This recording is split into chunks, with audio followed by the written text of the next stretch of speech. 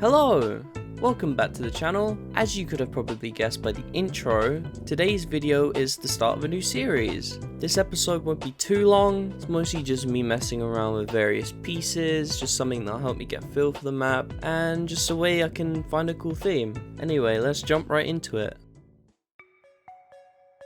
The first 20 minutes or so I spent deciding what I wanted to make. I settled on making an abandoned burger restaurant, mostly because I thought the mascot would be something I could incorporate for some creep factor, and just the overall feel of the environment looked great in my opinion, not to mention it gives major Five Nights at Freddy's vibes, and that game's environments just look ugh.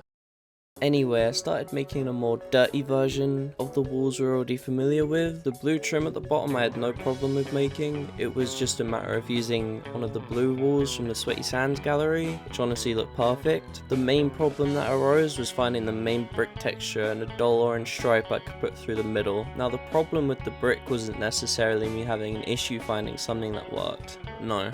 It was just the amount of brick walls I could choose from. For a little while I was sticking with a more brown looking brick wall, but I don't know, it just didn't look right. I went through looking for some grey looking bricks and remembered the new gas station galleries had some, and honestly they ended up being perfect for the wall. I was very close to using the darker grey walls from the Frenzy farmhouse though. Anyways, the next issue was getting an orange stripe that was the right colour and texture. I wanted to avoid using a brick pillar, mostly because I wasn't a fan of how sideways brick textures looked. I went through for like 10 minutes trying to find something, and I finally came across a pillar from the old Big Shots gallery that honestly looked great. The only issue was I had to kinda do some weird specific scaling to make sure the trim at the sides weren't showing. That took me about a minute to get right. With the wall itself done, I decided to move on to the flooring. First of all, I wanted to check what the original tiles looked like from the Burger gallery. They were this sort of light grey and white looking checker pattern. That was cool, but it lacked any sort of depth. I was trying to brainstorm a fix and then it hit me.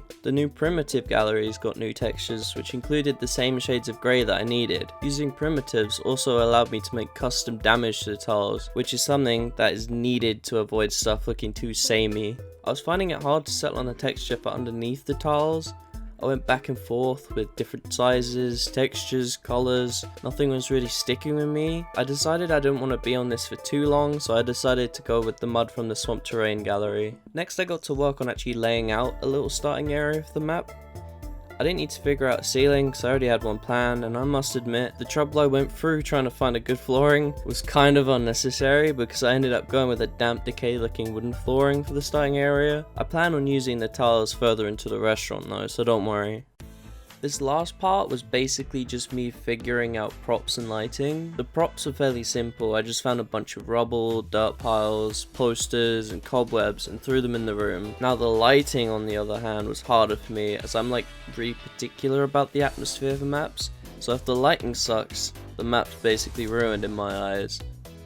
I eventually got the lighting down and decided I wanted to add a few plushies here and there. They have these really cool looking light up eyes, so if you put them at the end of a dark hallway, it's like that one common thing used in horror games where you'll be thinking something is looking at you, but it's really just something super harmless, like in this case, a plushie. With the starting area finished, I think that's a good time to conclude today's episode. The end result I think looks really creepy and cool, which makes me super excited to start adding onto the map. Alright, well, see you all next time. Goodbye.